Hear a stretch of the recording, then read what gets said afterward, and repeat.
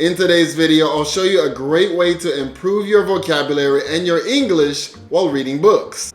I like reading books and I always have one lined up and ready to go when I finish the book that I'm currently reading. They can also be used to improve your English, so today I'll show you how. The first thing that you need is a book. Today, let's use the book, The Psychology of Money. It's something that I'm reading now and it's a real interesting read. The second thing that you're going to need is a notebook.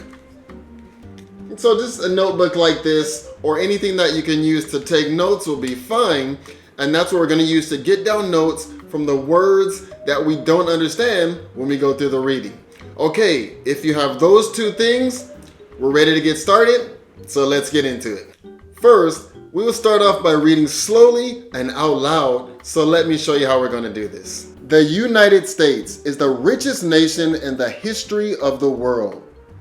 But there is little evidence that its citizens are, on average, happier today than they were in the 1950s, when wealth and income were much lower, even at the median level and adjusted for inflation. A 2019 Gallup poll of 150,000 people in 140 countries found that about 45% of Americans said they felt a lot of worry the previous day. The global average was 39%. 55% of Americans said they felt a lot of stress the previous day. For the rest of the world, 35% said the same.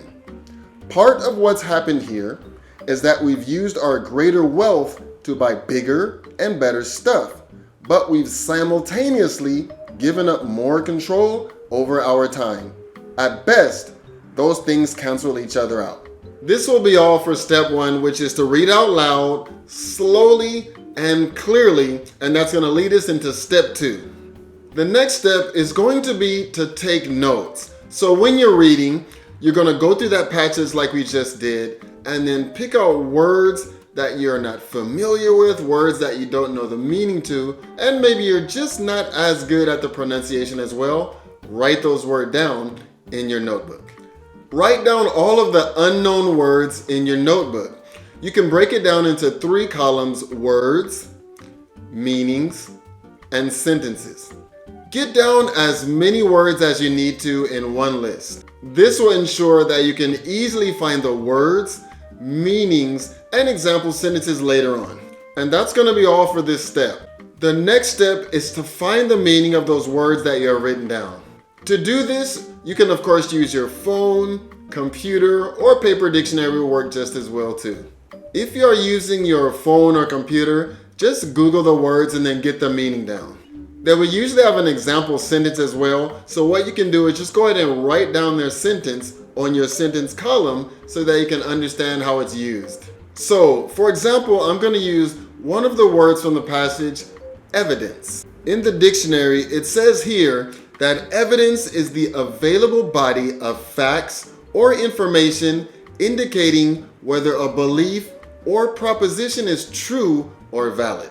Under that definition, there's also an example sentence. So today we have, the study finds little evidence of overt discrimination. And so what you would do is you would write down that first definition of evidence, write down that example sentence in your notebook, and then you would go through the list one by one doing the same thing, find that word, find the meaning, and then write an example sentence. And if you understand the word well enough after you look it up, what you can also do is go ahead and make a sentence of your own next to that example sentence to show how well that you're understanding the vocabulary. And you can do the same thing even if you're using a paper dictionary. Just go through the dictionary, find the word, find the meaning. There's usually an example sentence, and then just go through every word on your list until you're finished, and that's going to be the end of this step.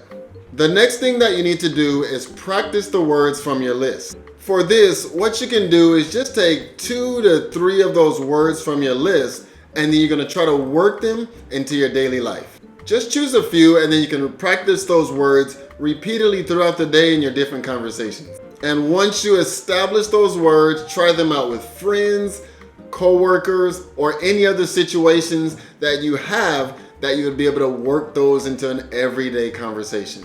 The key is just to go through those words as often as possible in as many situations as possible, and then there's one more tip that you can do to improve your English. And there's going to be one more thing that you can do after you have this practice tip down, is to check those words for pronunciation so you can make sure that you're speaking and using it correctly. If you're using your phone or a computer, after you Google that word, there's usually going to be a speaker symbol somewhere near the word, and then what you can do is just click on that word and they'll give you a clear pronunciation. You can repeat it as many times as you need to get the word down, and then you can move on to the next word in your list. Repeat this process until you have all of the words down in your notebook. The more books that you read, the more chances that you will have to improve your vocabulary as well as your English. So I hope you enjoyed this video.